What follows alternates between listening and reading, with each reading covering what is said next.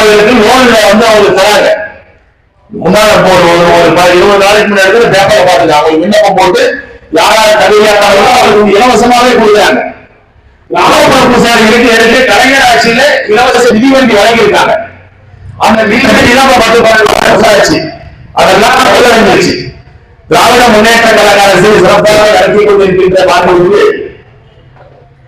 நம்முடைய முதலமைச்சர் அவர்களும் இந்து சமய அறநிலையத்துறை அமைச்சர் அவர்களும் இந்த பூசாரிகளுக்கு இலவச மிதிவண்டியோ அல்லது விலையில்லா ஸ்கூட்டரையோ ஒன்றை வழங்க வேண்டும் என்று நாம் கோரிக்கை வைத்துள்ளோம். நம்முடைய கோரிக்கையை அரசு கண்டிப்பாக பரிசீலனை செய்யும் என்ற நம்பிக்கையிலே இந்த மாநாட்டின் வாயிலாக மீண்டும் அரசுக்கு நாம் வலியுறுத்தி வருகின்றோம். பெரிய பெரிய திருக்கோயில்கள பயிற்சி இல்லை. பெரிய பெரிய திருக்கோயில பூஜை பண்ணக்கூடிய பூசாரிகளுக்கு எதுவுமே தெரியல. பூஜாரிகள் திருக்கோயிலில் வெளியேற்றப்படுகின்றார்கள். மந்திரம் செல்லக்கூடிய அச்சனை இந்த நிலையை மாற்ற வேண்டும் என்ற நோக்கத்துக்காக தான் கோயில் பூசாரி அரசாங்கமானது ஆலய வழிபாட்டு பயிற்சி முகாமை தமிழ்நாட்டில் சிறப்பான முறையை நடத்தி கொண்டிருந்தது. கடந்த 5ஆம் தேதி கோவை மாவட்டம் அரசூரிலே மிக பிரமாண்ட முறையில 120க்கும் மேற்பட்டுள்ள மாணவர்களை வைத்து அவர்களுக்கு சிறந்த முறையிலே அவர்கள் திருக்கோயில் கேட்கவாறு பயிற்சி அளிக்கப்பட்டு கடந்த 17ஆம் தேதி அவர்களுக்கு சான்றிதழும் வழங்கப்பட்டது. அந்த 120 மாணாக்கரில் 17 பேர் பெண் பூசாரிகள்.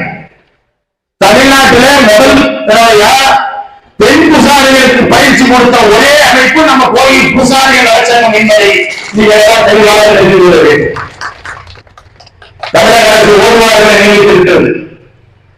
அதுதான் நம்ம என்ன கேட்கிறோம்னா, பெரிய பெரிய திருக்கோயில்கள் எல்லாம் மன்னன் அச்சனத்தையில அபிஷேகத்திலே பூசாரிகளை வெளியேற்றிக் கொண்டிருக்கின்றார்கள். அந்த நிலையை மாற்றிட மாவட்டந்தோறும் வட்டார பகுதியில் கிராமப்புற பூசாரிகளுக்கு 17 நாள் அரசு செலவில் இந்து சமய அறநிலையத்துறை மூலமாக இலவச பயிற்சி முகாம் நடத்த வேண்டும் என்று நாம் கோரிக்கை வைத்துள்ளோம். இது போன்ற பல்வேறு கோரிக்கையை அரசு கவனத்துக்கு கொண்டு செல்லும் வகையினால் இது போன்ற மாவட்ட மாநாடுகளை தொடர்ந்து நடத்தி கொண்டிருக்கின்றோம்.